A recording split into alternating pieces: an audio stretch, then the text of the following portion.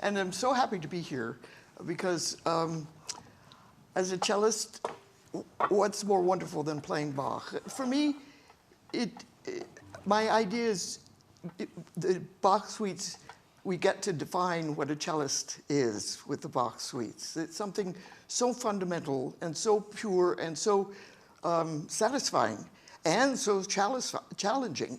You know, I've been playing them all my life, and I don't know if I don't know. I still keep trying, you know? It's always a challenge and also always a joy, absolutely. And we study them, we keep playing them, we keep having the pleasure of playing them. And you know, it's very, yes, one does perform them some, but I always feel that it's also playing, one is playing for oneself because it's a very internal music as well. That's my own personal feeling with it. It's something that we all feel very, that they belong to us as cellists, so, and to the world, as you know, with other, it's not just limited to cellists, of course. I'm going to do something maybe a little different than the other players have done. They've usually played the suite and then talked.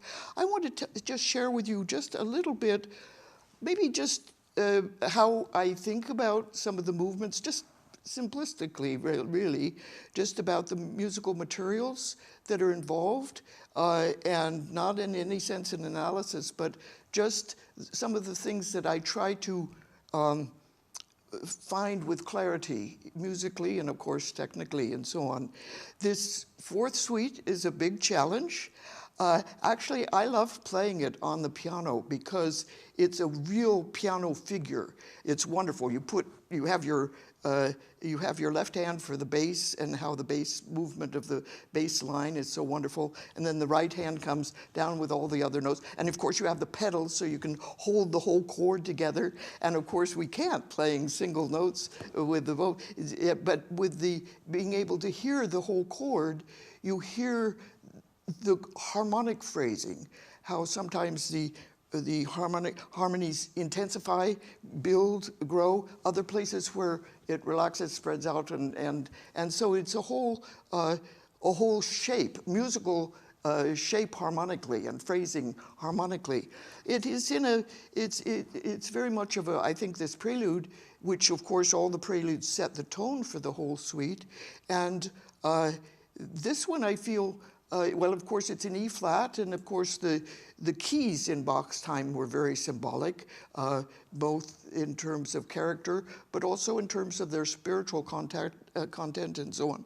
And this one also is, I feel, very much a toccata, because it has the formal harmonic first part, section, and then the second part, which is a more improvised, free part with the harmonic phrases coming within that. So it's unique. It's the only prelude that's built this way, and it's a challenge. You know, perhaps for a long time, I think one heard this the least, and students asked for it or were a little shy about getting to it. It's changing. I notice students really want to play this suite now, and the prelude is not so daunting. So that's good. We're changing, and we're growing with him.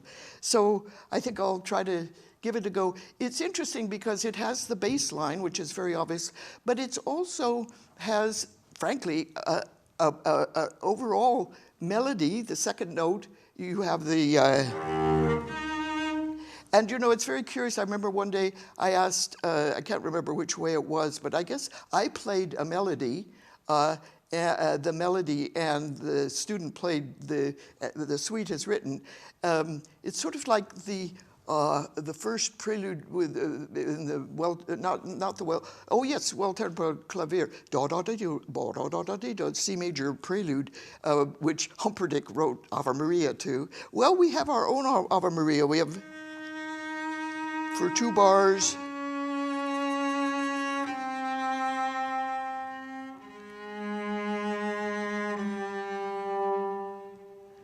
and then it goes back to the E flat. And it was very interesting what happened to the student when I held those melody line through.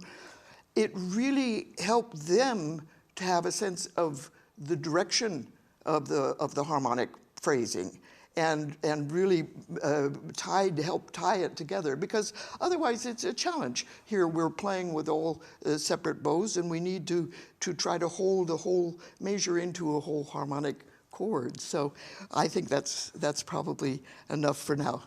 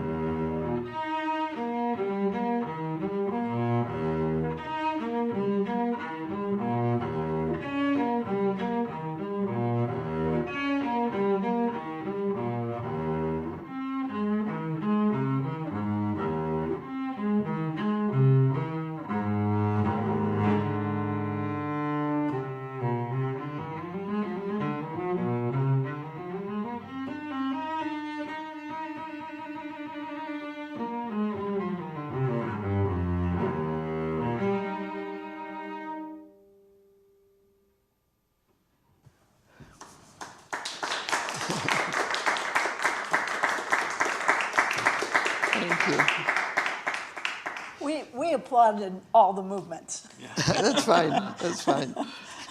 That's I was wonderful. running into myself here. Oh, golly. That's why I was having a little trouble there. I kept bumping into my whatever. Okay. So we have a question right off the gate. Okay. In the chat box. So, what do you make of all the doubled bars passages in this movement? What do we mean by that? Well, do you think it's the repeated? 2 bars. Yeah, I Yeah, see the what you're 2-bar saying. phrases.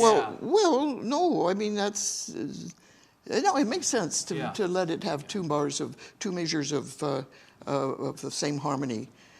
Actually, I've never done that short.